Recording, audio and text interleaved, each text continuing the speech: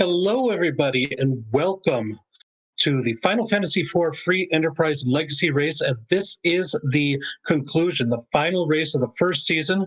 My name is Rex Raoul, and I am uh, joined by the creator of the Legacy Club, Zoe Vermillion. Zoe, why don't you tell us about what we've got today and everything up to this point? Yeah, absolutely. First of all, I want to say thank you so much to everyone who has raced in Enterprise Legacy, everyone who has watched and cheered on, enjoyed, has worked to try and figure out that mystery meta objective, which has yet to be met. At the end of this race, if it still has not been met, I will leave it up to Scala if we want to reveal what would have happened and what the meta objective was. Otherwise, it'll remain a mystery. Before I get into a bit about this week's flag set and how it came to be, I do want to just go ahead and make a very brief announcement about something fun. If you like Yang and you like our resident punch mage, Scala has created a brand new emote for the Free Enterprise channel, Free N Punch. So you are a Free Enterprise subscriber, feel free to pop that in the chat, and I expect to see it a lot when we come across the Yang that is guaranteed to be in the Baron Inn. I say that because against my wishes, the nefarious Ogopogo has exerted his control over the flag set and has, over the past few weeks, enabled a lot of vanilla flags. Ogopogo does not like the randomizer. You may have noticed whenever you run into him in various locations, he's just not very happy with you. And he wants the game to be restored to its vanilla state, the way the developers intended it to be played. And so tonight, we not only have a vanilla key item, vanilla characters, we also have vanilla bosses, as well as vanilla Soya, vanilla agility, vanilla trap chest. All of the glitches are enabled. There are free characters in the free item everywhere. And our objectives, just to make sure that people don't go straight for Eddie to get the Twin Harp, to get the Earth Crystal, Magma Key, etc., and then Warp Glitch to get the Darkness Crystal. No. They're going to have to defend Fabul. They're going to have to liberate Baron Castle. They're going to have to launch the Falcon, and they're going to have to complete Sealed Cave. But in my final act of rebellion as the game master, I decided that, we need to put a stop to this nonsense. Even though I am a huge fan of vanilla, we must defeat Ogopogo on our way down to Zeromus, because there is no pass. You're going to have to go down through the lunar subterranean, and before you make it to Zeromus's lair, you're going to stop at that Masamune altar, and you're going to defeat the Nope Rope himself and try and set things back on the course and restore the randomizer that we all know and love. Yeah, gonna try to eliminate the vanilla by defeating the source of the vanilla itself, the Ogopogo Nope Rope up there on the moon in the difficult vanilla spot. So that should be a good test for any party before heading to the final battle against Zeromus. Yeah, this is going to be a huge test of execution. The only kind of randomized things here will be, say, the shops and the treasure. So you decide what you're going to loot and where you're going to shop. But once we are done with tonight, the Ogopogo will be defeated, and then we will need to rebuild, and we will rebuild. There will be a Season 2 of Enterprise Legacy. It will start after the Laliho League has been completed. It will be on version 4.2. And one thing that's great is this is a league. This is a club within a free enterprise. And we are keeping track of points for those that like to race every week. The winner, the overall winner, points-wise, of the event will be able to work with me to craft that initial flag set for Season 2. As it stands, we have two people that are realistically in the running for that. Infinius, who is here on Restream with us, and Woobear, who is racing off-stream. If Infinius wins tonight, Infinius is guaranteed to take that prize home. If Woobear finishes ahead of Infinius by enough places, Woobear will take home that honor. So there's some stuff on the line here, especially for one of our restreamers. Yeah, so it's really good. We're coming up to the end of this this club or this season of this club, and there still is definitely something on the line, and there's always pride on the line too. But this has just been a great experience for a lot of people. I race in quite a number of these races as well. It's just been fun seeing the flags evolve, and it's not like it's not a huge jump every time, but it is significant changes, and that's been a really fun thing. But we're off now. Big surprise, we get Kane joining Cecil at the beginning with Bigan delivering the package. I'm sure the runners are very surprised to see this happen at the beginning of the race. Yeah, no, absolutely. Like, who rolled the seed? Was it me? Was it Dathis? But no, obviously this was to be expected. If someone maybe didn't practice or check the flag set, they may be a bit confused, but hopefully they'll catch on quickly. I'm definitely excited to see how this goes. This vanilla agility is on, perma-join is on, and so you are locked with that Cecil, with that vanilla agility for the duration of the seed. Yeah, just like Ogopogo intended it. So, yeah, we've got it's going to be interesting to see what the routing they're taking with this full vanilla set. It looks like Infinius is going to head over to Evelyn Castle, and Stone Dingley, the other racer that we're watching today, is making that same trip. This seems to be a pretty popular choice with these vanilla trap chests. Since you know which ones are dangerous, you can just loot everything else as much as you like here, and there's a lot of nice chests in this place. Yeah, and the treasure is not vanilla. The treasure is still set on T Wildish, so Evelyn Castle does have a higher probability curve of getting good items. So you're definitely going to be on the lookout for that. Could pull quite a bit of good things out of here. Upwards of, I believe tier 7 loot, if not a very good chance for tier 6 loot. I don't have my chart handy, unfortunately, to confirm that. Ooh, that defense sword, though, gonna go really nicely in the hands of Arcane. Yeah, I also see a protect ring and some dragoon gear. Pretty good stuff overall for our party. Gonna make him a bit stronger. That defense sword, sometimes thought of as Kane's ultimate weapon. Very good in the hands of Cecil as well. Just a very good sword, very strong sword with a little bit of that boost to the stats for vitality too. Yeah, absolutely. I see someone in chat, Plumeria Knight, pointing out that our runners are going to have to face Evil Wall because complete sealed cave with vanilla bosses is enabled, and that Evil Wall is no joke. And also for all the fans out there, we are going to be getting both the heart music, because that leads directly into the Earth Crystal, which is on the path to the underground, as well as we're going to be seeing a vanilla alt gauntlet. Actually, no. Ogopogo disabled alt gauntlet. We have a vanilla gauntlet tonight. Oh, then I think that's the true test of Ogopogo being not just a normal villain, but a super villain. Yeah, no, absolutely. I did my best to look over those flag sets, but Ogopogo snuck in one last trick that I had not noticed. So looks like we get some divergence here. Infinius going for the early check to Antlion Cave. We know that this is going to lead to a Sand Ruby. Maybe Infinius really wants Rosa to be on the team because we know with the vanilla characters that the Sand Ruby will yield Rosa. Meanwhile, Stone Dingley wants to get Cecil upgraded as quickly as possible.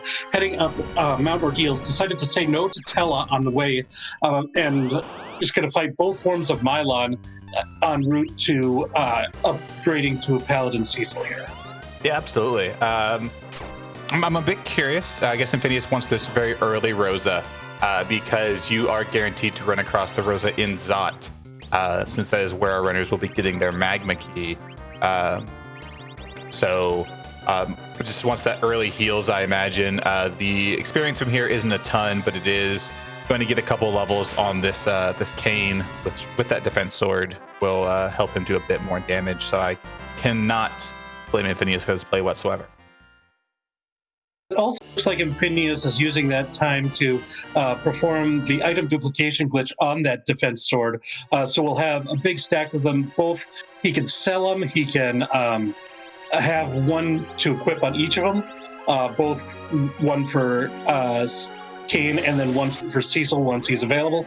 And it's going to be plenty of money for the rest of this seed as well. Yeah, very, very lots of money, and I believe those are throwable by Edge as well. Question from the chat: where's the pink tail in this flag set?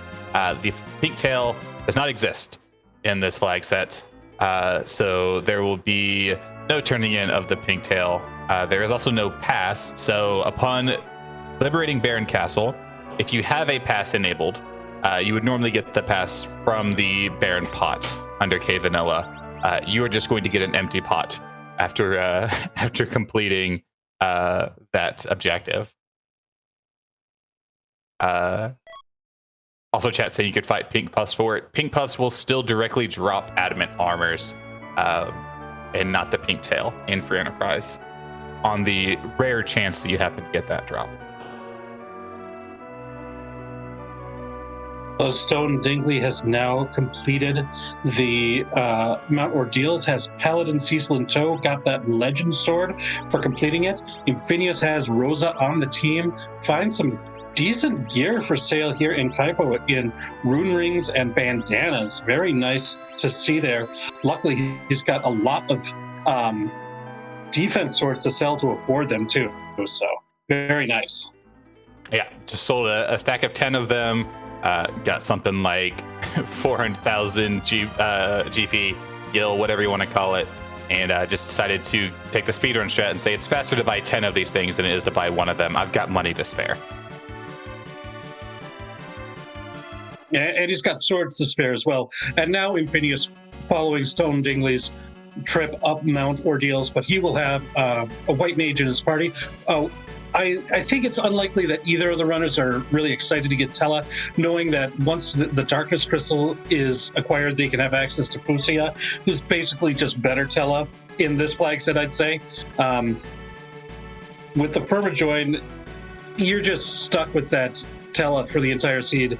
And though he has some utility, and especially early in the seed, both of our runners today have decided to issue him for now. Yeah, definitely don't blame that. By the time you want that Tella, as you said, you will have access to Fusoya, and it just depends. Do you want to take that D Machine route? Unlike weeks past, completing the Giant is not required under this flag set. So if you maybe wanted to grab an Edge once you get your hook to steal some Sirens, or maybe you want to just see if you can get lucky and pull those out of a shop, because we are in a standard, so any gated shop can have them, and there's a 90% chance that they will be available in the seed somewhere. You could go an alternate grind route. But if I'm mistaken, when I'm looking at the flag set, we have no experience on for random encounters, right? Rex, do you expect me to know the flag set for my own club? Hey, that's why I'm trying to give you an out here. Maybe you were trying to set me up on something. I don't know. You know what? I have watched every single Legacy race to date, and I still forget that No EXP is on, no J items in shop is on, which also ruins what I just said. And I also will forget that Vanilla Trap Chest is on. Yeah, I don't know how the runners keep track of everything when the game master can't even keep track of everything. Oh, I remember I was on Restream and I forgot that Vanilla Agility was on, and Zeramus was giving me a hard time. So I know how things go here. Looks like Stone Dingley is ready to try to take on objective number 2 and complete that Defend Fabul objective. And this, it just pains me to see the Vanilla Gauntlet. I was about to say the Vanilla Alt Gauntlet, but it's not even that. It's just the Vanilla Gauntlet in the Vanilla location. It's ew. I don't like it. It's a callback to a simpler time before the Alt Gauntlet flag existed. Let's just say that. Yeah, I guess so.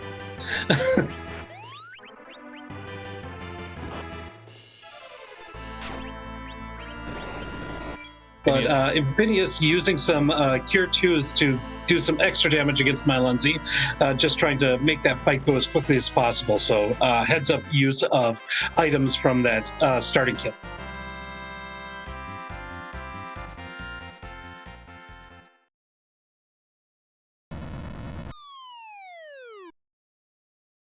And my favorite sound effect. Good old bloop.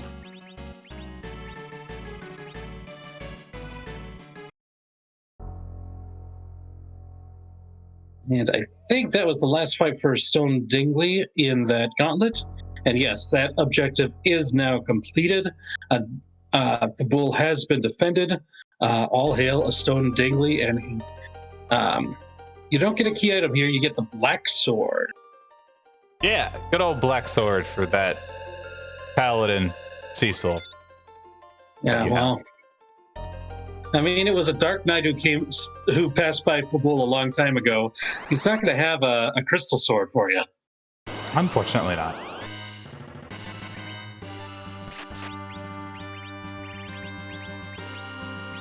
Some advantages to having vanilla bosses. Obviously, you're going to know where bosses are at.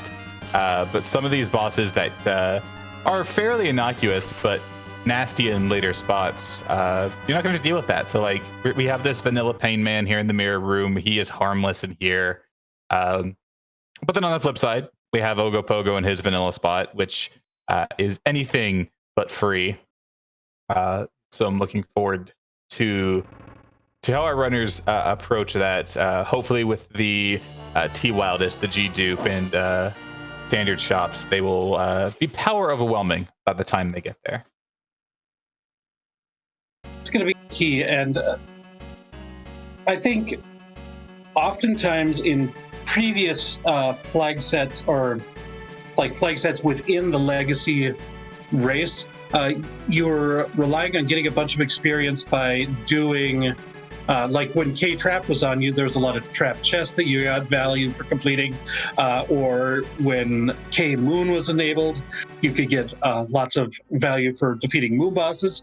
Those sort of like double incentives of being able to find key items along with your experience are kind of removed, but you still have this Eno experience. So how you're going to get your party to the levels needed to defeat Ogopogo and then Zeramus is going to be something that's going to be interesting to see how the runners handle. Yeah, and everyone get in your free end punch before we get the quick kill with this Cecil that just went down.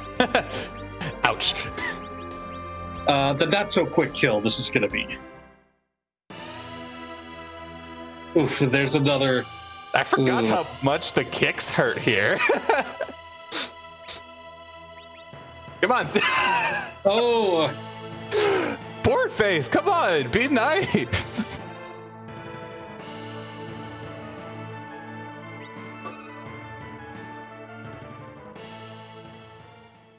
Wow, Yang not being a pal here. Oh, finally. There we go. He hit Cade, finally. That was rude.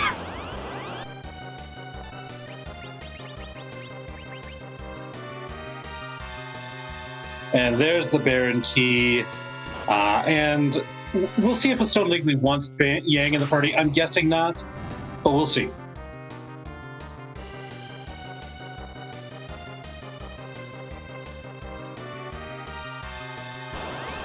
I think I'm kind of in line with Invidious's party so far of who I'd want in this. I'd probably want to add Edge and Fusia as the other two members, but we'll see if the runners kind of value the same balance in a party that I do, or if they want to go for a certain leaning, like I want to do more physical or I want to do more magic, and kind of tailor their parties more towards that. Or if they wanted to please Ogopogo, they could grab an Edge and Iridia and have a vanilla party. A vanilla party, yeah. I guess that's an option. I think it might depend on whether or not a really powerful summon is found early. I don't think we saw that in the Evelyn Castle. If like a Bahamut or a Leviathan summon was found in one of the chests there, then I think there'd be a lot more incentive for picking up Iridia. But you don't really. I mean, you've got access to Iridia through the package that was given right at the beginning, but neither of our runners made a beeline. Yeah, absolutely. There's also the chance you get the Iridia there in Dwarf Castle, who will already be all grown up. But that is going to be required, actually, because you need your Luka key. So you're going to have to do that regardless. So there's your chance to get Iridia if you really want it. And that'll give some time if you end up finding that powerful summon, because that'll be before you have access to Fusia. So, yeah, we'll see. Stone Dingley coming back into Castle Evelyn, knowing where the Vanilla Trap chest that has the Mad Ogres is, has a Mute Knife, and is going to try and get some experience here and a chance at a really good piece of loot. Also has a Poison Axe and had an Hourglass of 1. So you're going to have some time to get through these. Yeah, this is also going to give a nice little experience burst to both Cecil and Kane, give them a little bit of power before having to do bosses like in Cave Magnus or Tower of Zot, which are going to be probably coming up pretty soon here for Stone Dingley after completing Baron, or might want to do that before Baron, depending on if he wants the Rosa from the top of Tower of Zot. Yeah, and there's also the routing benefit that if you do Zot before Baron, when Rosa casts exits back to Cecil's room, you end up right outside of Baron. You can just head right in with your Baron key and just go right in, save you a bit of travel time. But looks like Stone Dingley is opting just to go straight into Baron. These bosses will be easier, level-wise than Magnus and Zot, so I don't dislike this play. Get some extra experience to power yourself up, especially if you're going to be going into Cave Magnus with only your 2 melee fighters. Sure. And this also gives the option for Sid, who probably isn't going to be super high priority, but if you're questioning your power in the early part, and especially going into a place like Cave Magnus, he doesn't need a lot of help in order to punch with it or swing a hammer or a poison axe. So he can do some decent damage without a lot of leveling too. So that is an option. I doubt our runners are going to take that, but that's one thing that's on the table. He also has an impressive HP pool for absorbing hits from someone like Ogopogo later in the game as well.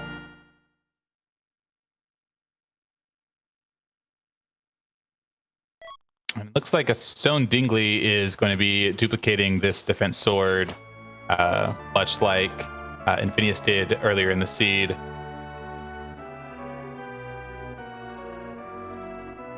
Yeah, instead of doing it at the same time as a boss, had to toggle on the encounters in order to do that.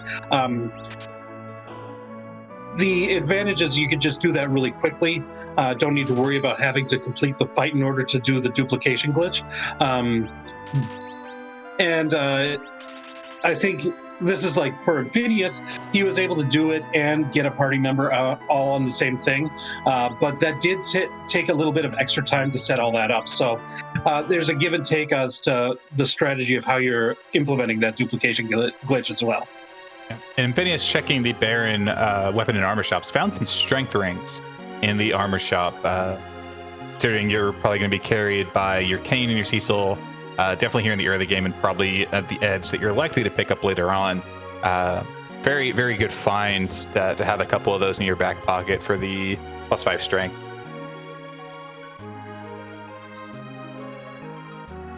Yeah, neither of our runners ran up over to Mysidia to pick up a Palom, so it looks like they're kind of deciding to go without black magic early in this seed. So they're going to be really dependent on that physical damage, and those strength rings, as you said, are a big part of that.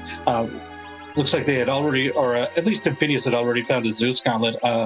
If that was in Evelyn, then I bet a Stone Dingley has access to that same thing too. But that's another piece of the puzzle, and getting that those boosts to the strength is pretty nice there. Yeah, and going ahead and back rowing Cecil here on Infinius' side will allow him to deal full damage from the back row, take less damage. Overall, solid strategy. Could come in handy on that Ogopogo later if you want to have him cover anybody that gets low from maybe the second big wave that comes through that does only a quarter of their damage instead of 50%. Or the evil wall, which uses almost exclusively physical attacks. Yeah. That could be a really good defense against that as well. Yeah, notably, a Stone Dingley from doing that Mad Ogre chest did pull a ribbon, which could come in clutch on that evil wall because it does provide immunity to instant death. So if our runners, find a... Hold on, before I say something silly. Get the flags, Zoe. Never mind. They can equip the ribbon and do cover strat with Cecil potentially with some good armor in the back row. And once the crush hits, as long as whoever has that can dish out some damage, the fight is free from then on out. A Moonveil would work, but we have T no J and S no J. That's why I had to check the flags.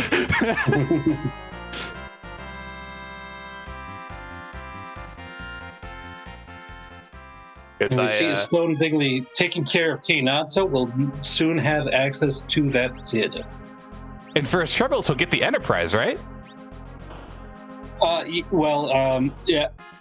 Well, he'll have access to the Enterprise. That is true. That is true. We're not going to revoke access to the Enterprise. I'm enthusiastically nodding as if it means anything.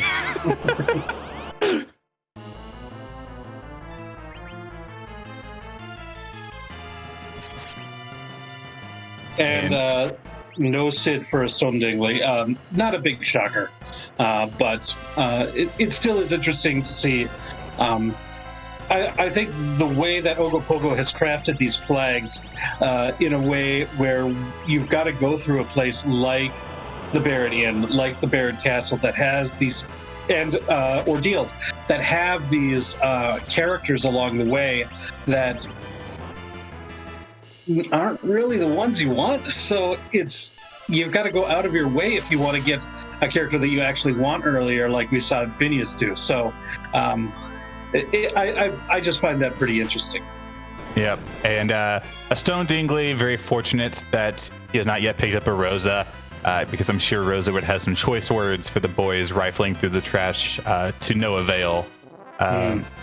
Because a Stone Dingley received a question mark or an exclamation mark, because there's just nothing there. That's probably one of my favorite things about K Vanilla when you don't have a pass on. Not like I play it often, but just that one particular text box is very humorous to me. Well, I will say, whenever I open a trash can at my house and I don't see anything in it, I say exclamation point. I mean, you mean there's not just a pass in your trash can, like every single time you open it? Sometimes there is, but sometimes there isn't. So that's what I say exclamation point. That's fair. That's fair. I personally have Boardface put a pass in my trash can every single time I open it. So I never play with Peanut in real life. You gotta have your pass. That's a pretty smart strategy there.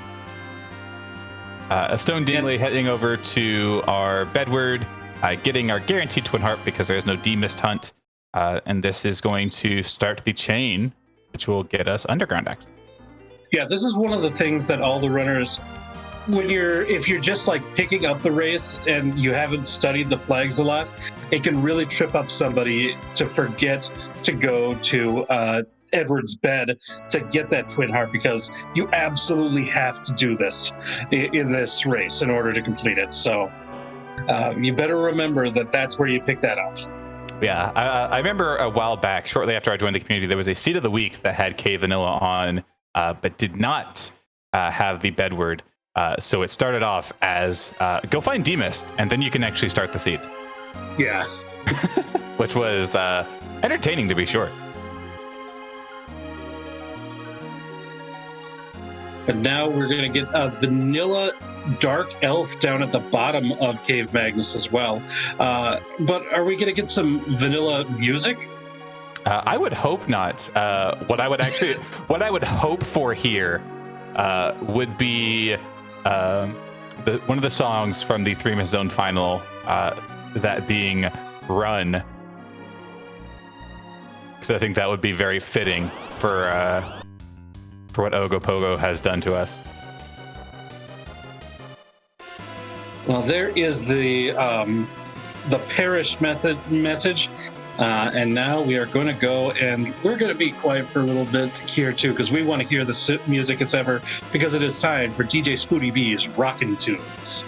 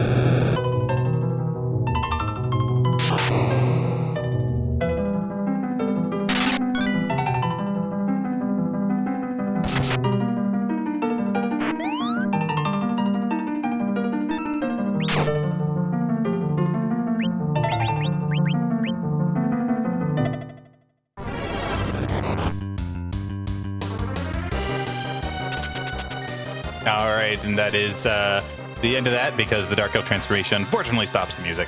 But using an Hourglass one here, very wise to stop Dark Elf's second form, lacking the boss bit, and allow us to get through it. Yeah, some nice Genova music there for this fight. Very nice, and we'll see if we can get it switched over to Infinius over here so we can get a reprise right away.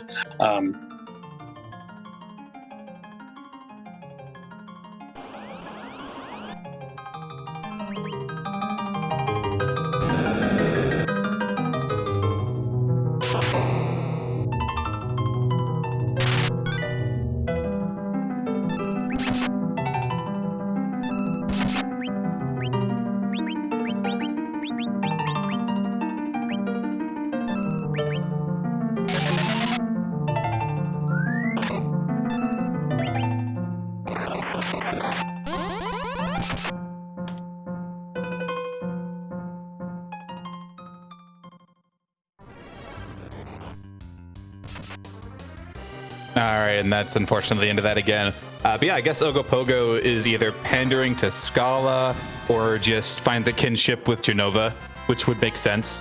And chose a pretty great song here for our season finale. For those in chat wondering, no, that was not set up that way. That was the randomized seed. Everything here was done normally. There was no admin or Scala shenanigans. Ooh, that's a cursed ring. And a white spear.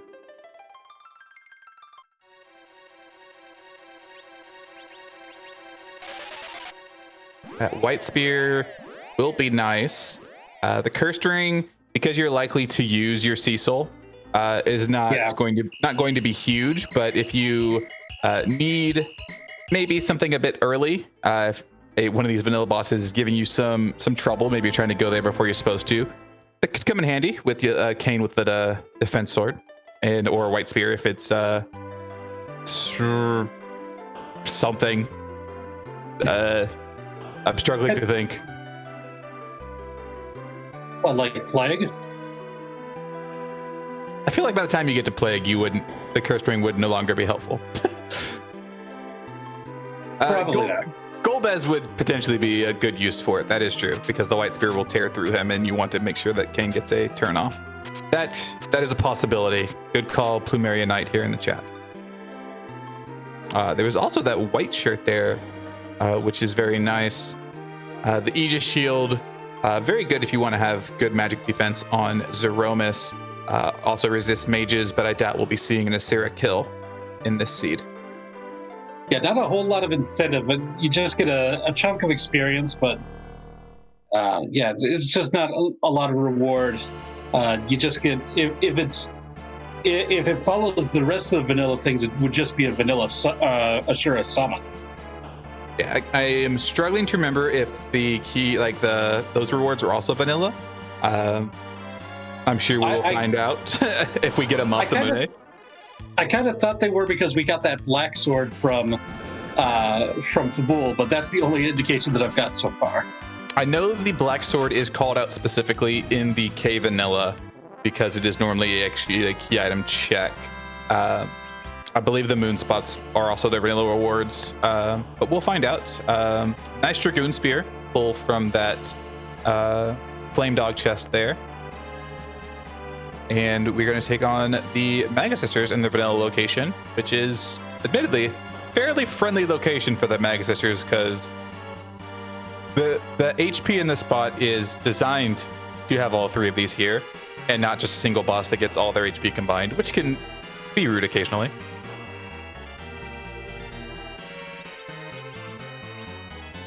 With all the gear that we've found, especially that Dragoon gear, it really makes the Delta attack from the Mega Sisters really not nearly as scary as it could be in other situations. So even though a Stone Dingley only has that Cecil and Kane, it's not too difficult of a fight for him here, as he's already taken out Cindy in the middle, who has the power to revive the other two sisters. Did get the unfortunate charm hit on Cecil, though. That's going to be a little bit more scary than the Delta attack, I'm guessing.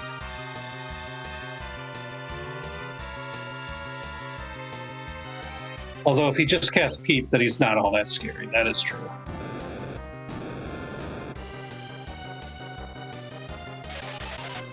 Come on. Now we have Infidious to fight too.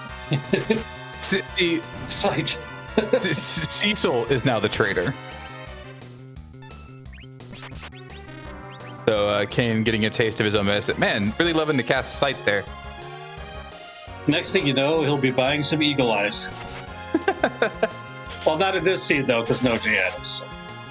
Unfortunately, we don't have access to the almighty Eagle Eye.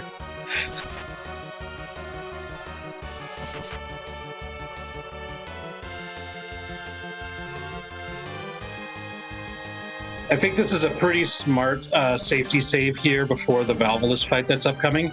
Not that the Valvulus is super difficult, but you don't want to be caught in a situation where Kane gets weaked and punched. It's just, I think, a nice little safety valve there that Stone Dingley took. Yeah, I absolutely would have done the same. The valve won't be particularly tricky, but depending on where those rays land or the weak, could be pretty spicy, especially because Stone Dingley's gonna be going in this with a base level Rosa compared to Infinius having a Rosa that has gotten some levels on her. Yeah, recovering is going to be a little bit easier for Infinius because of that Rosa who's been through Mount Ordeals, Baron and Baron, all that. So, yeah, it's just going to be a little bit more. Ooh, the solid gold cane. Ooh, I like it. But don't need a second cane at this point. Do we even have? Are we allowed duplicate cane? I believe no dupes is on. Let me double check. No dupes is not on. They're allowed to take the second cane if they want. And Infinius did. Infinius did. You have defense swords to spare. Might as well. Looks like pure Zerg strats might be on the cards, or potentially.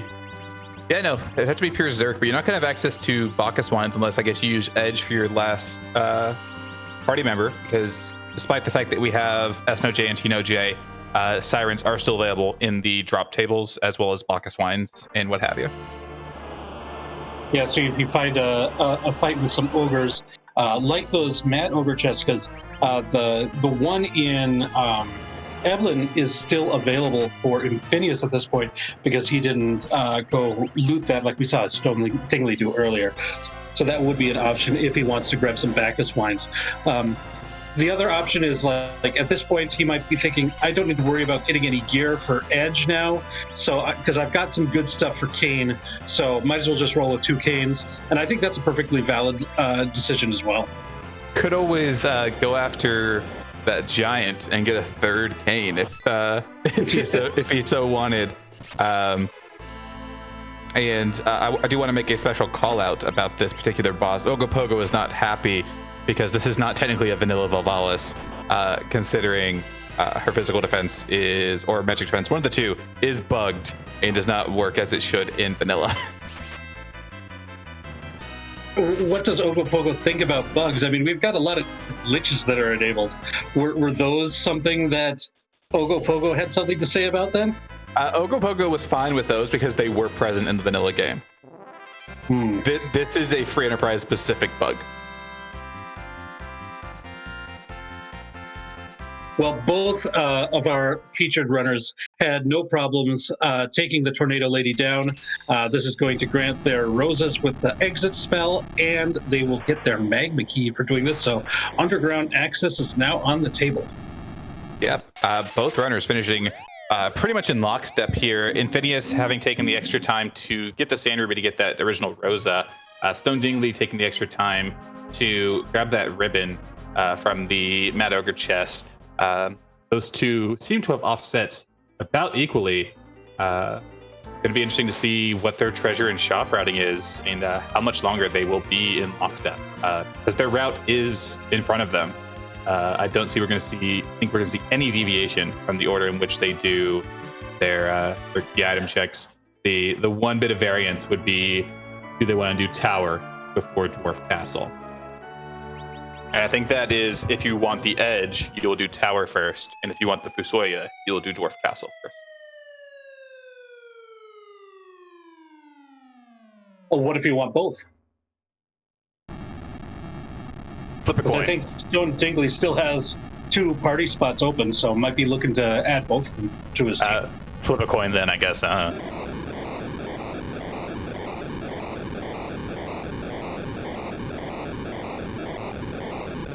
Our runners will eventually have to do both, because you will need the hook to launch the Falcon, and you will need to do Dwarf Castle in order to get the Lucky Key to complete Sealed Cave.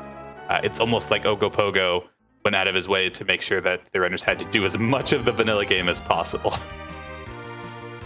The other question is there going to be any looting or shopping that the runners want to do before starting on these quests as well? Looks like Stone Dingley is heading to Dwarf Castle, and Amphidious is going to the tower, so we do have some deviation here. Yeah, Amphidious probably wanting to get that hook right away, to get that edge, to potentially go steal some Valkis wines. Gonna take some of these trap chests here. They are vanilla trap chests, knows exactly where they're at. Very little time investment. 4 of them total. All have a possibility of granting a tier 7 item. So you could pull something like a crystal sword out of here. You could pull Avengers. Speak of the devil. Yeah, speak of it. The old PK play, paying off, getting a crystal sword, not even bothering checking any others, goes, I got what I wanted. Let's go take down Dr. Luque. Yeah, it's hard to argue with the results there. Infidious, 1 jump from Kane, and suddenly the most powerful sword is available. Looks like he does want to strike gold twice, though. Going in for another alert, and we'll see how this goes this time.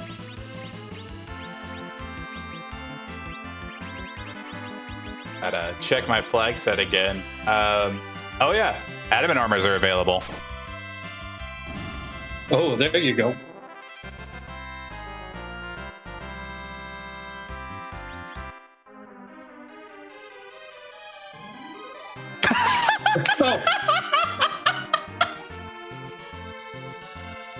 Hey, Zoe, next time I'm a featured runner, could you be commentator?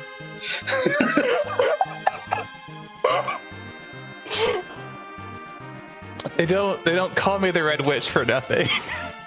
Wow.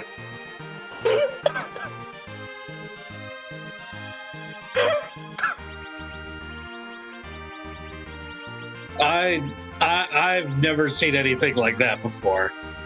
I mean, it's one thing us being able to predict Kane being the character at the beginning because it's going to be vanilla, but my goodness. Oh, I'm so happy right now.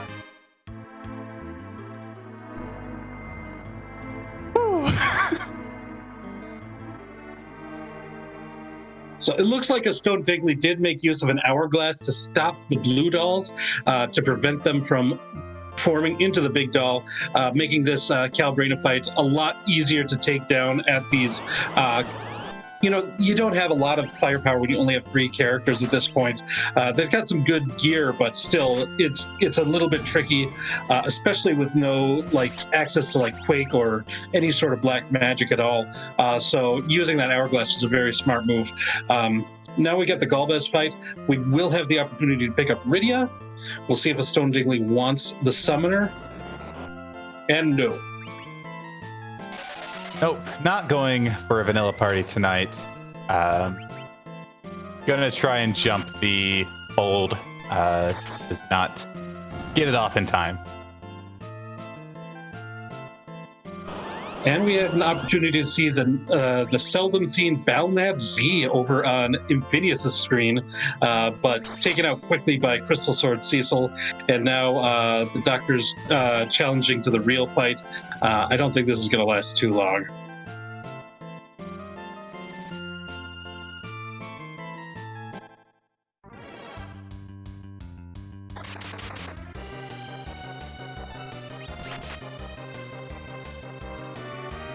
We'll see how a Stone Dingley takes down Golbez here as well. Luckily, in this spot, Golbez does not have a lot of hit points.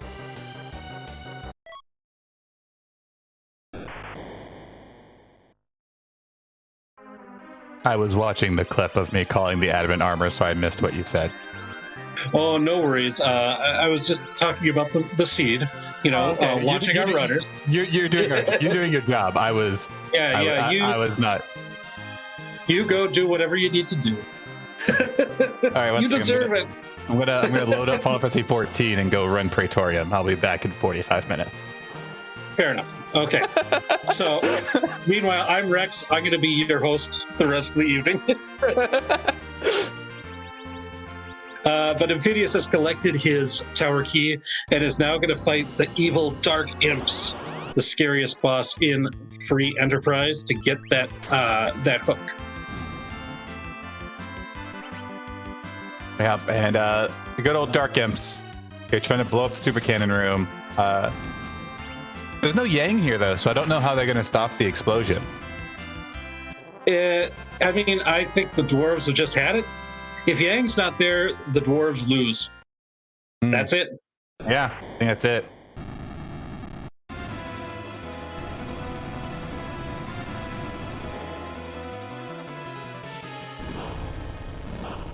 So Luca Key acquired from a Stone Dingley. So now we've got access to grab that Darkness Crystal, but it's going to go ahead and complete the tower first anyways. I think that makes sense. The Dr. Luge and the Dark Imps are much easier than the evil wall. So getting some levels before going up there and possibly even collecting edge before taking on that evil wall, I think makes a lot of sense. Yeah, if you're desperate to get Pussy off faster, then you might rush down to the bottom of the Seal Cave first, but I doubt it. Yeah, it could also pull that. We'll pull another ribbon, which will help on Evil Wall. Gonna pull the Crystal Sword from this chest. We'll see if he pushes his luck and gets that adamant armor that we all know is there. Yeah, and that's in Infinius just skipping that second alert, going straight to the third one. Oh man, just beelining it to the adamant armor.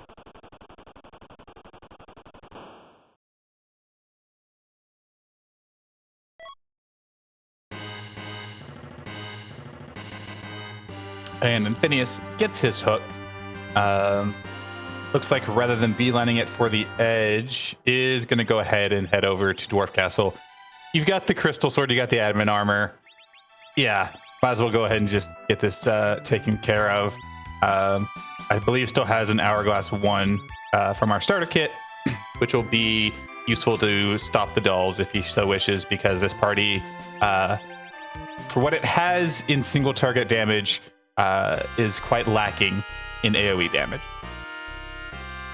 Right, and so probably going to use that same strategy that we saw from a Stone Dingley, who did not grab that adamant armor, just satisfied with the Crystal Sword here. So Not going to be quite as OP, but still pretty OP.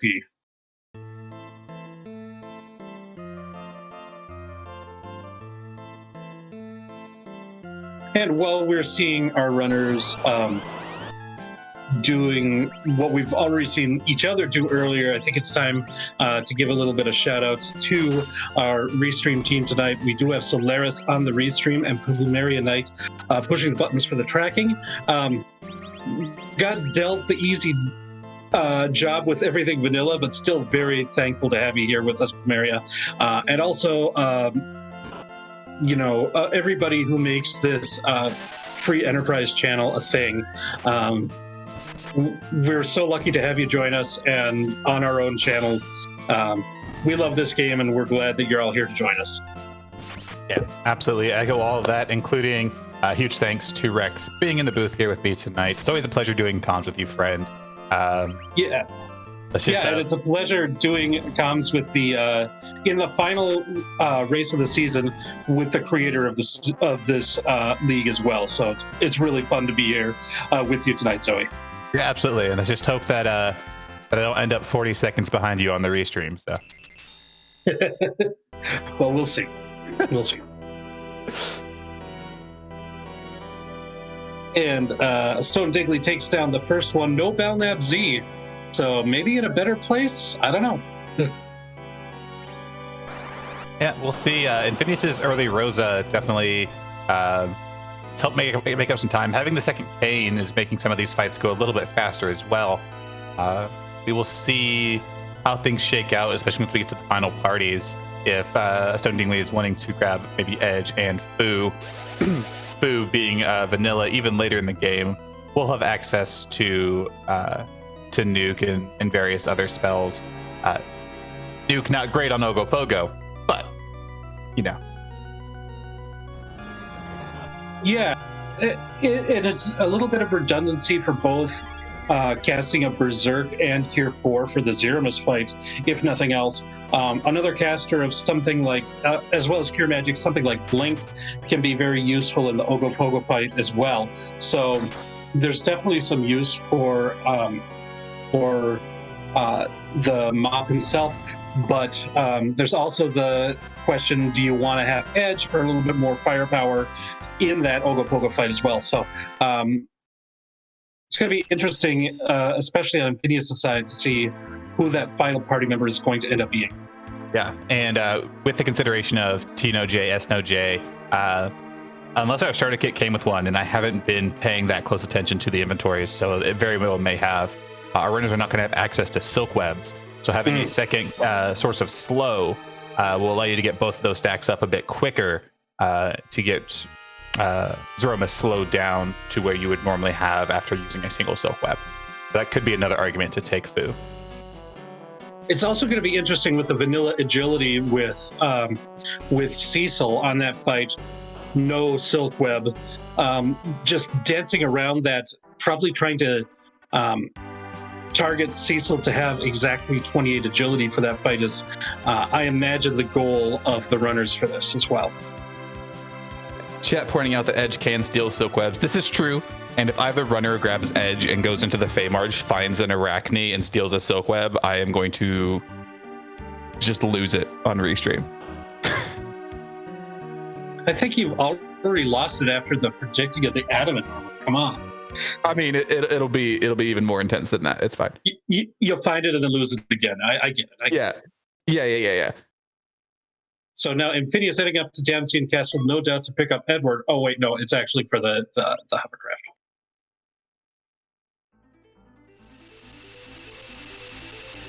It was at that moment I was really hoping Infinius would accidentally misclick and say yes, and then things would get very interesting. I think if he misclicked and said yes, he'd just reset.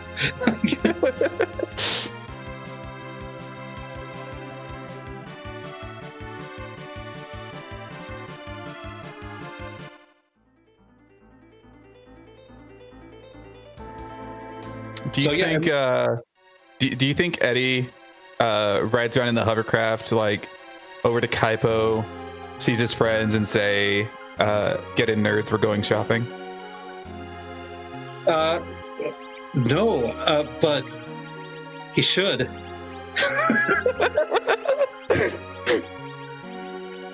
No, I imagine that somebody else in Damsian drives the hovercraft up to him because he's the nerd. Oh, Man. He might be Prince, but hey, and as a fellow nerd, I'm the person who gets called, come on, nerd, get in, we're going shopping. So, yeah.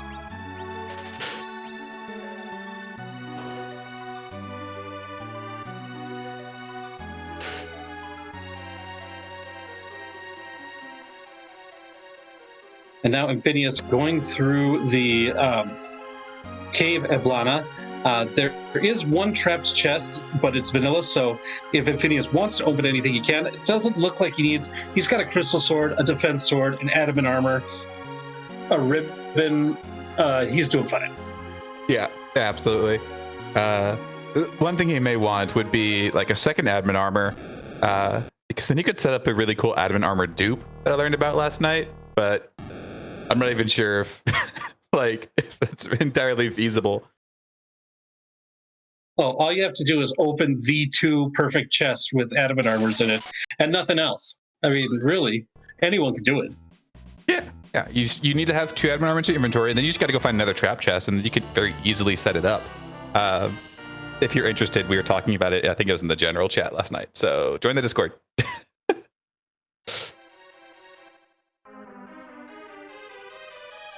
I will never not plug our Discord. That was a really fast. I couldn't see if that was yes or no as far as getting edge on there. A true speedrunner Infinius is here.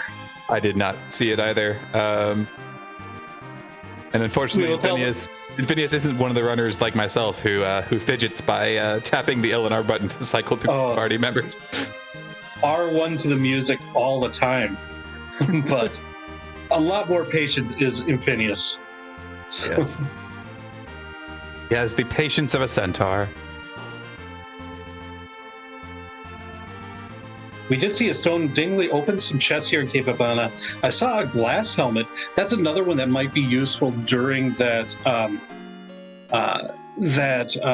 evil wall fight that's coming up. And he is going to take the Staleman chest. So this could be another piece of gear that a stone dingley has that Infinius doesn't have access to. We'll see if that's going to be something that's going to be super valuable as well. Yeah, absolutely. Looks like Infinius did take the edge. His party is full now. Not going for Fusia. We'll see if he decides at any point to get Excalibur from this chest. Ooh, for this chest. Dragoon Spear. That was my second guess. Okay. My powers are not infinite. Should have said Dragoon Spear. It's on the tip of my tongue. Dang it.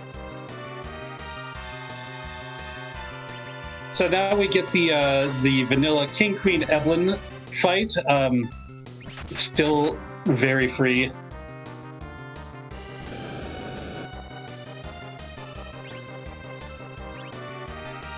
And then after this is going to be the Rubicante fight. This is where the fact that you've opened those extra chests, you got these super weapons, it's going to make this fight a lot easier than it possibly could be. Because this could be a difficult fight if we didn't have access to this T Wildish and the trap chest loot that we've gotten so far. Yeah, and fortunately, the glare here is going to hit hard, and with these party HP totals, probably hard enough, but we're not going to be seeing like the 7,000 damage glares that we'll see in some spots, because this is obviously Rubicante's intended location. So. And you can see the having access to both the adamant armor and the dragoon gear, all which resist fire, is making these counterfire 2s a lot less scary than they could have been in other positions. We are seeing edge being used to dart. I believe those are the duped defense swords. So even at base level, edge being able to do quite a bit of damage through the dart command. Okay, the glare hitting the person wearing the adamant armor doesn't count. Yeah. For those that don't know, the adamant armor basically gives like super resistance to the elements. So basically, any elemental magic attack is going to hit that character for 1 damage because it can't hit for 0. Yeah, and glare is still considered a fire elemental attack, even though it's not named as such. Yeah, which means if you have a dragoon armor and a curse string, you can have it heal you for a whole bunch of damage. Absolutely. Very rarely useful, but occasionally it can be.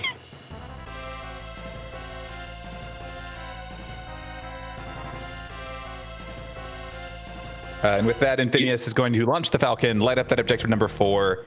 Only needs to go complete the sealed cave to get his darkness crystal, and then defeat Ogopogo on his way to Zeromus.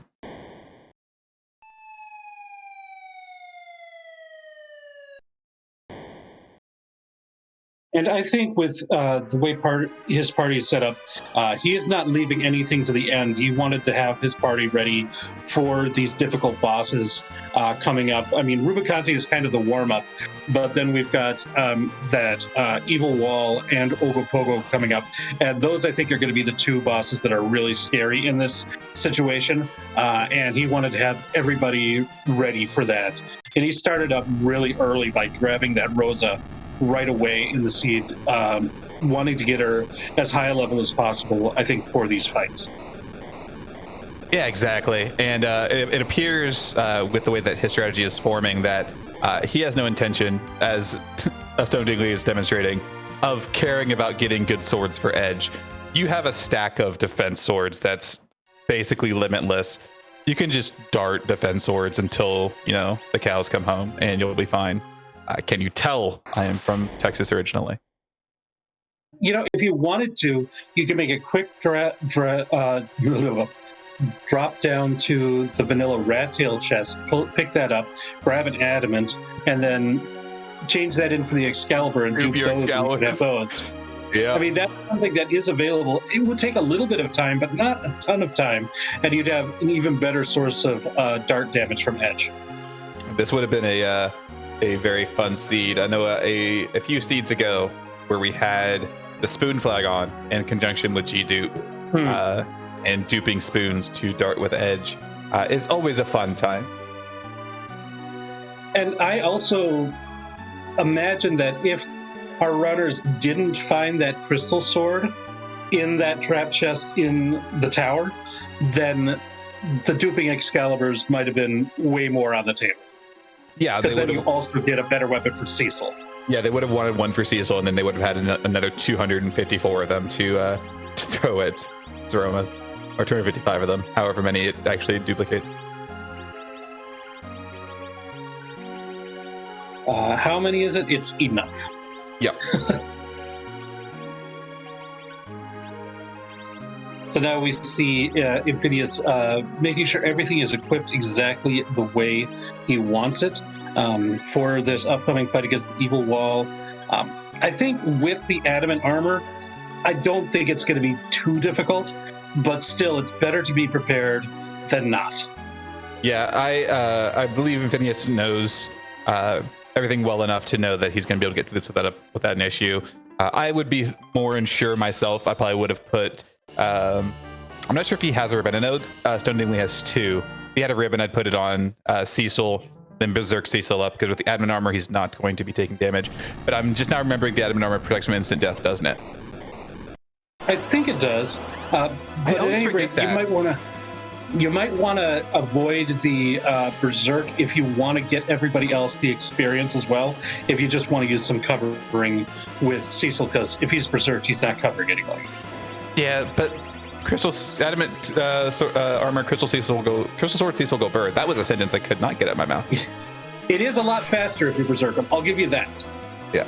And chat pointing out, yes, it does. And I'm glad I realized it when I was done with that sentence. I always forget that the adamant armor protects against death, because it so rarely comes up, because we so rarely have access to that armor in this game.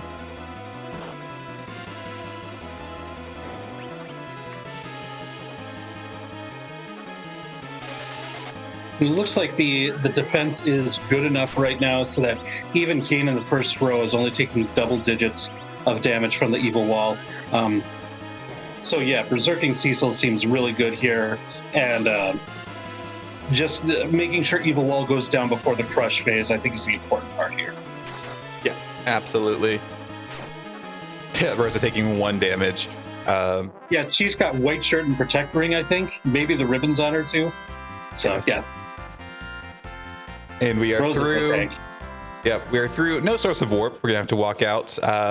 Which, if you've been watching Enterprise Legacy from the beginning, was one of the very first meta objectives, was to leave the sealed cave without using warp. Infinius, the doors. Yeah, right there. Okay. I'm loving how things have started to come a bit full circle. A stone dingley, for example, fading antlion, which was the very first meta objective.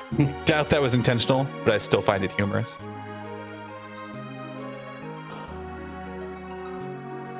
So now Stone Dingley has 1 fewer person on the team and no adamant armors, so a little bit tougher of a fight here lined up for him. But so far, so good. Ooh, there goes Edge. That's going to be rough.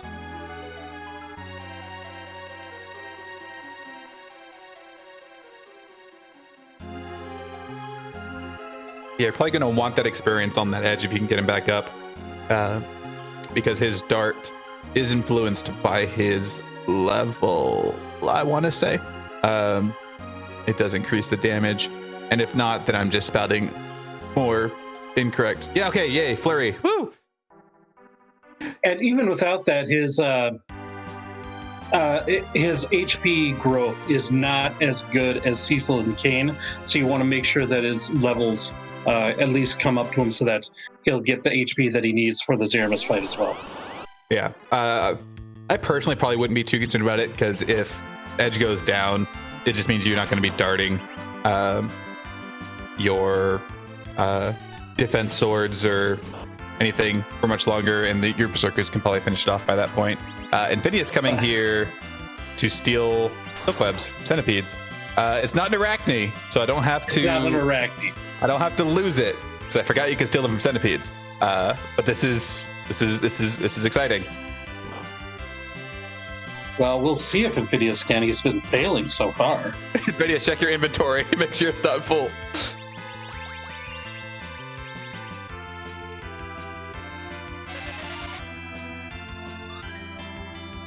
This centipede has Infinius's number, it looks like. Yeah. The centipede is channeling board AI. If I've ever seen a random enemy channel board AI.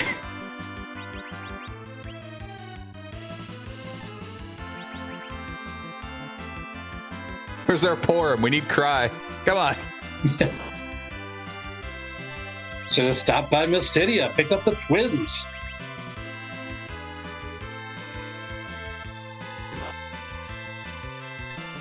Nice. Okay, there we go. Hey, there we go. Nice heads up play there. Using the crystal sword as an item, which does absolutely nothing, but Cecil will no longer cover unless you use an attack or an item, even if that item does nothing. Yeah, if you put him into defense mode for parrying or whatever, he does not cover when he's protecting himself. Yep.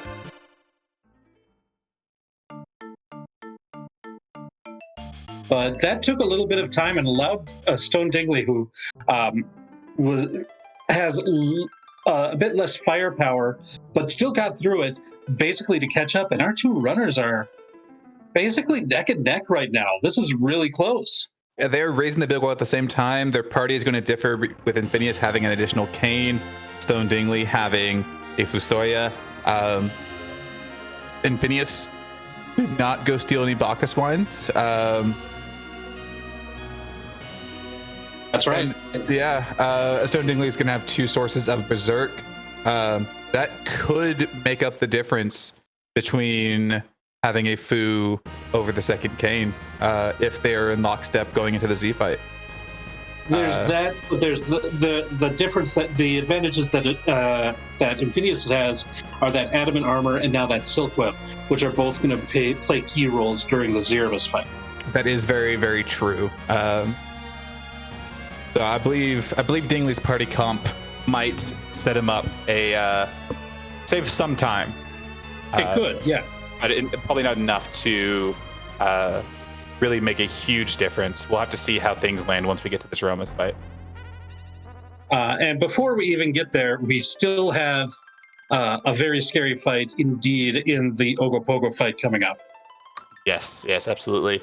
The fight's going to lead off with a big wave, doing 50% of your HP, and then fairly hard-hitting physical attacks. Not as bad as if it was at, say, like the Bahamut spot or the CPU spot or what have you, but it is no slouch, and periodically going to hit you with big waves for 25%, as well as double big waves like the opening one that'll hit for 50%. So keeping your party topped off is going to be key, well, to getting out as much damage as you can.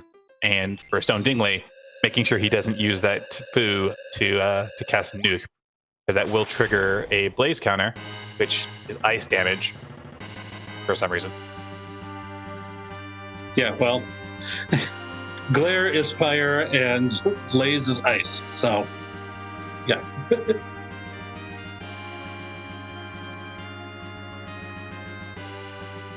So now both of our featured runners have their completed parties. A little bit of variation, Second King versus Fusia, but both in pretty good shape here. It's going to be nice for a Stone Dingley to finally have the full firepower for the rest of this seed as well. Yeah, absolutely.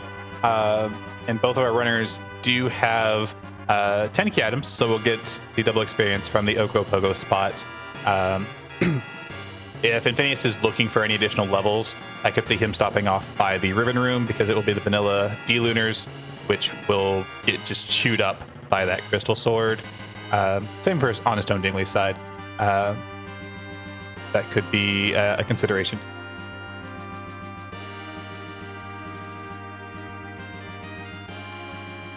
I think that's the only other real serious source of experience that you could do.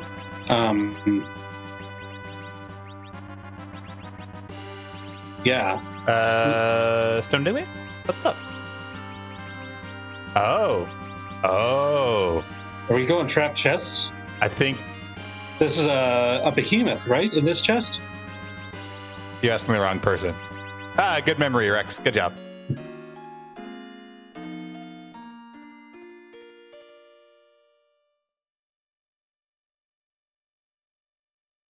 Oh, come on. Just cast wide on it. What could go wrong?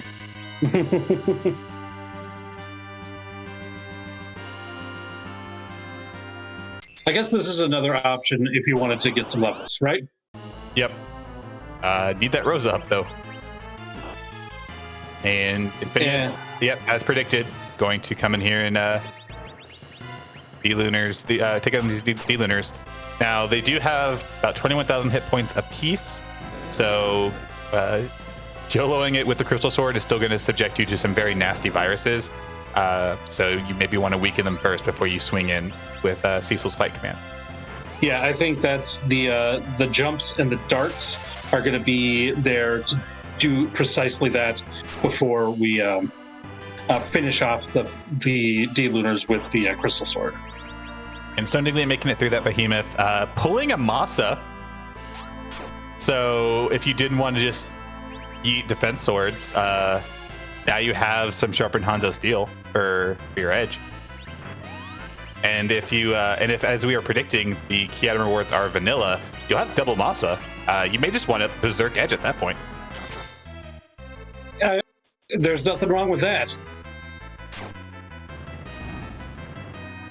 Yeah, this is good heads-up play by Stone Dingley. I believe there's 3 behemoth chests here, and knowing where they are, because they're probably going to be the most efficient way and relatively safe way of getting a bunch of experience in trapped chests.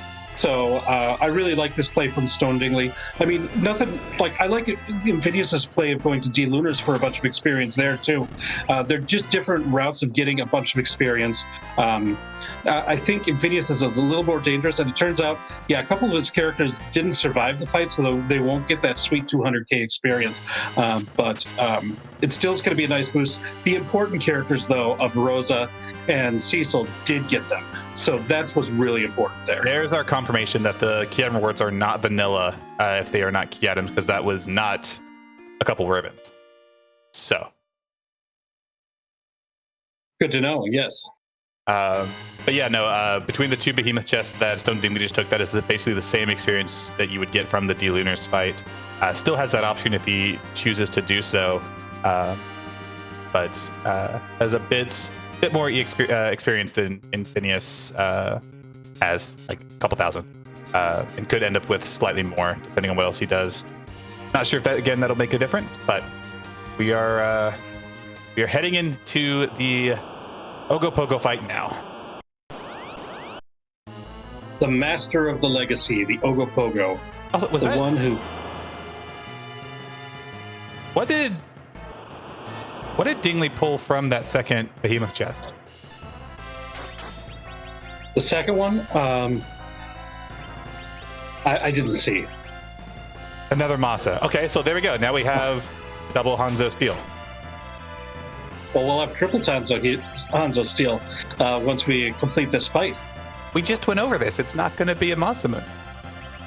Well, it might. It might. And knowing my luck, it's going to be. Just to prove me wrong. Ogopogo definitely has it out for me, if you couldn't tell.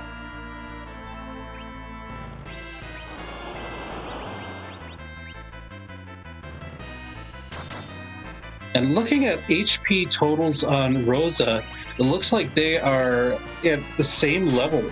I usually use that as my kind of guide for whether or not I'm ready for Zeramus. Getting between like 1900 and 2000 is when I start feeling comfortable. It looks like if Phineas has completed Ogopogo, will be rewarded with that crystal for completing all 5 objectives and will be ready to go. Let's see if he wants to just YOLO it right to Zeramus or wants to go back and take the safety save. Swagwalk, come on. It's funny that you mentioned the Roses being at the same level. Not only were they at the same level, they both got the exact same HP growths. They were both at the same HP total during that Ogopogo fight, so that was interesting. And we're getting a swag walk. Oh, here comes the swag. So, one thing that Ogopogo did not restore to vanilla was something we're about to see. Rex, this is my club that I created, but I still would like it if you would ask the question. All right, then. Whose butt are we going to kick tonight? But I gotta take it. Ogopogo doesn't change this one, but did change I'll call it. Ooh, I got a bone to pick with that rope. And for those that may be just listening, not exactly watching the race, during the Zeramus fight, I will be revealing what the mystery meta objective was. It was not met in this seed. I will reveal it, and I will reveal what would have happened had it been met. This is good. This is something that even I don't know, and I'm virtually sitting right next to Zoe. Yeah, the only other person that knows is Scala. Leggy also knows as an admin for Enterprise Legacy, and also due to the fact that she lives with me, and I wanted someone to bounce the idea off of. But beyond us 3, nobody knows what it is. But first, it's butt time.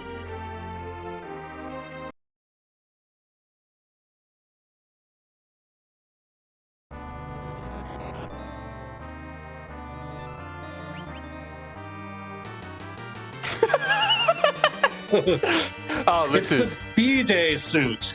This is great. This is great. All right.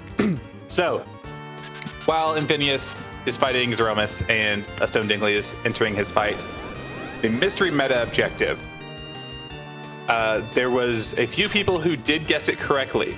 The first person that guessed it correctly, way back after the second clue, was Scythe Marshal. The meta objective was to see the Rosa with the Scala palette and turn her away. What this would have done would have given Scala free reign to change one flag in the flag set with no restrictions. Scala had picked what she would have changed, and she even wrote a little blurb for it. which I am going to read now.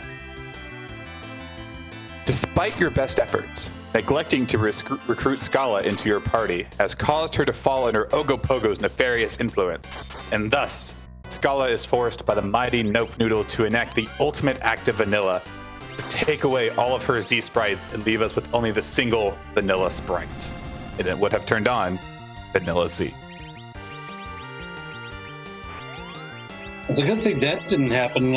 Otherwise, we wouldn't have gotten to see this wonderful birthday suit, Seamus.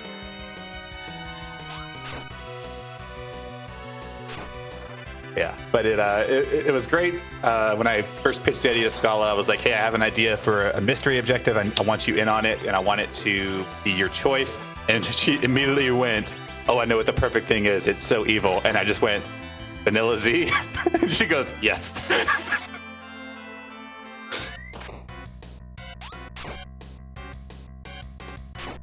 I will also say, I think it's great when we've got a race that's this close. We've got both of our runners in the final fight at the same time. They've been really neck and neck this entire seed. Sometimes they deviated and did things before the other, but always came back to being right on par with each other. And I think that makes a really fun race to watch. Absolutely. And then Scala is mentioned that she will explain all the hints post-race. They'll likely be in the Discord. There is no first place winner yet. So if Infinius holds on here and pulls out this win, not only will he win the season finale, he will win season 1 of Enterprise Legacy.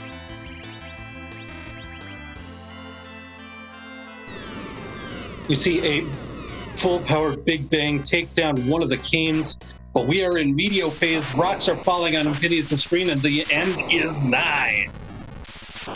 And that is it. With a official race time of 1 hour, 16 minutes, and 30 seconds, Infinius has won the season finale of Enterprise Legacy, and if my math is correct, that will put him at, I believe, 67 points for the season, 77 points for the season, and the best that Woo Bear would be able to do would be about 64 or so, or 74 or so.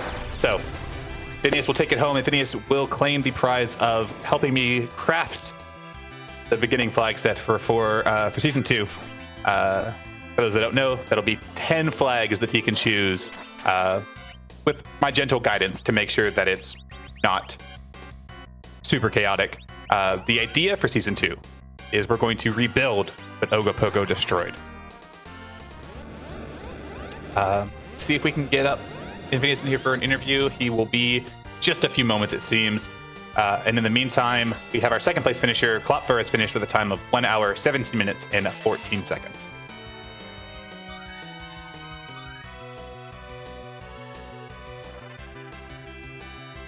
And meanwhile, Stone Digley still going through for the Zeramus fight. Nobody's fallen yet. It's been a pretty clean fight so far over on Stone Digley, making use of the darting from Edge to do big damage there, along with the Crystal Sword Cecil, which always slices through Zeramus like butter.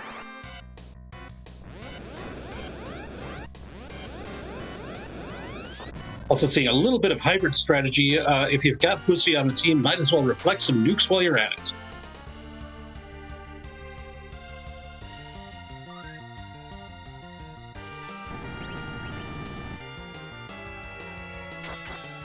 And there were elixirs for sale. I believe they were in Eblin, and Stone Digley bought a bunch of them at the time, so being able to use them to top off the team members, very heads-up play there as well. And it looks like... I believe that's it. Yeah, that's it. Stone Digley has finished in third place with a time of 1 hour, 18 minutes, and 35 seconds. We'll see if we can get a Stone Digley in here for an interview as well. Yeah, that was big GGs to both of them, first and third. This was a great one. Yeah, this was a great way to finish off the season. Great execution by both of these runners, really showing off their knowledge of what they have picked up at the Enterprise. Even though we love and play the randomizer, we pick up a lot of vanilla knowledge, and that I think is one of the great things about Free Enterprise. The mission statement of being as true to vanilla as possible, so that when stuff like this happens and someone comes along and decides to make you play basically the vanilla game, you can still do it very quickly.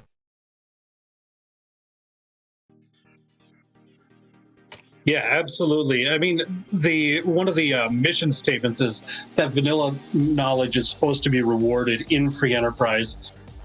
In a seed like this, doubly so. And it appears we are joined by both of our racers tonight. Our first and third place. GG's to both of you. Great race.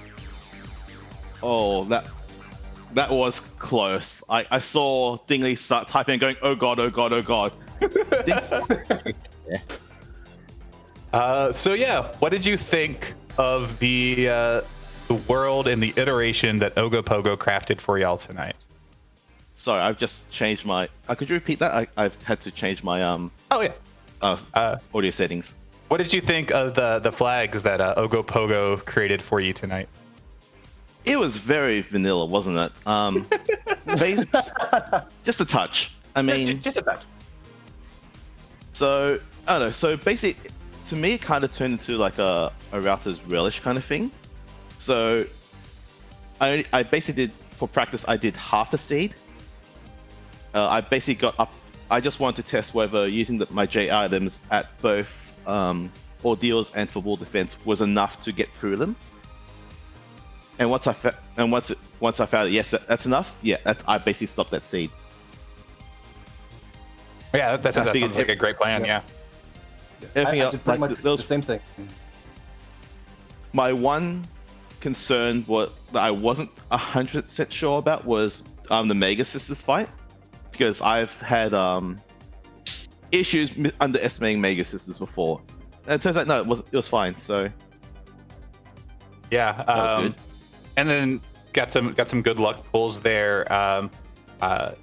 Dingley, you didn't find this, but in the I believe it was the second trap chest in Lower Babel, there was an adamant armor, which there's a fantastic clip that was created from that. So if you are planning to rewatch the race, do so. And if not, look at the clips. It was pretty fantastic. So funny story about this. So it wasn't actually the second trap chest; it was the third. It was the third. It was the third. You're right. It was the third. Yes. But because I was like, so I got that crystal sword going. Yes, I don't. Yes, and I completely forgot about. At the time, I walked past the second chest, like, I don't need another chest. Then I decided to get green and get the third chest. It's like, never punished. Never punished. But yeah, I want to congratulate you both. You both finished in the top 5 of the final standings. I believe. I don't think there's any way that can change. And Infinius, with your win tonight, you're already in first place points wise. So you have won Enterprise Legacy Season 1. So congratulations. Thank you. It's funny, coming into this, I thought, I'm not going to get that. There's no way in heck. But then I think I won the 1 seed pretty early, where I gambled because of I had a vanilla early foo, and I just pushed that hard. And then there was the ridiculous elements plus push speed to jump seed. The 20-something minute seed, yeah. But yeah, no, it was great. You both performed really well. I believe Stone Dingley was the very first winner of Enterprise Legacy, and Infinius, I think you had the most individual wins under your belt. So I was really happy to have you both here on the restream tonight. Oh, I was happy to be here. This was like, I think I've said this before, but like, I don't know, legacy board games are something I've enjoyed a lot in the past. So like, to be able to do something similar with Free Enterprise, it was just amazing. And I'd like to say, I want to say thank you so much, Zoe, for putting all of this together. It's been an extremely fun event. I've had this has probably been my favorite club event so far. I think just because the whole idea and the implementation has just been fantastic. It's been so much fun. Well, thank you so much. I'm really looking forward to season 2. The story, as sporadic as it has been, because this grew much larger than anticipated. I had probably about 8 weeks of story planned initially, and then it kept going. I was like, panic. But so that's why the story beats were kind of few and far between here in the last few weeks. But we're going to be moving into season 2, which is going to continue the story, and we're going to have to rebuild from where we left off. And so, Infinius, you're going to be working with me to craft that. That's going to be very exciting. I'm also going to work to plan things out way further in advance as well. But yeah, thank you both so very much. Did you both want to know what the mystery meta objective was? I think we each have a guess. Okay, Yeah, I want to hear your guesses. What do you think the mystery meta objective was? You first, Stingley. My guess, and this is just go off of some of the clues. I think it had to do with life locking Asura. Okay. And Infinius? Sit close. I thought you had to dart the spoon at Asura. Okay, you're both way off. It was you had to run across a Rosa with the Scala palette and turn her away. Oh. Yeah. Yeah, that was gonna be hard. That's very good. There was one seed where on Restream Xenocat ran into that Scala Rosa on ordeals, but took her instead of turning her away, and that would have done it. Scala's going to explain the clues in the Discord if you're interested for later. Rex, I've been hogging the mic for you, talking about the club. Do you want to talk about the race at all before we wrap this thing up? The only thing as far as the race goes, I mean, the big thing was that adamant armor. But I just want to, give a big GG's to both of you. It was really fun. There were slight deviations in the routing between the two, but really you were both neck and neck the entire seed. And that was what was really fun to see. So didn't he also try to steal a silk web? You were the only one who stole a silk web. God, how unlucky was that? Like 5 fails in a row? Oh my god. Can someone do the math on that? Because I would have thought that would have been unlikely. I was sitting here going, Infinius, double check your inventory. Make sure you don't have a full inventory. Well, given how little I looted, I was pretty confident I didn't have a full inventory. I was, I consider 30 chests, of which some of it was treasury. Yeah, I wasn't worried. I didn't even do that much shopping, right? Like, I bought some bandanas and that marines and 4 ethers, not ethers, elixirs as a backup. But yeah, not much. Yeah, I was pretty confident I wasn't full in inventory there. Well, that about wraps it up for me. I have gushed my feelings. The reception for this was so warm. When I first pitched this idea, I think the first person I told about it, aside from Leggy, was Inven, and I was like, "Hey, I have an idea for this club. Can I run it by you?" And I ran my pitch by him, and then I ran it past the admins, and then it happened. And the number of different people that played, the average number of people per race, is far above what I ever would have thought. And I just want to thank you all so much for making this a really cool thing that I was able to bring to the Free Enterprise team. No, it was great. It was great. Thanks to you, Zoe, because like I know, having done some role playing, that kind of thing, playing a story is always time consuming. And the fact you had 8 weeks worth of content is is a lot of work to because you have to think about all the diverging paths and that kind of thing. So thank you, Zoe. This was great. Thank you so much. As someone who's done game mastering kind of stuff before, that's a lot of work, especially on top of running the race and all that stuff. And it's just been an absolute pleasure. Thank you both so much. But I think we were holding everybody on this end screen for quite a while, and we're extending the length of this VOD. So Rex, do you want to tell people where we're headed for this raid?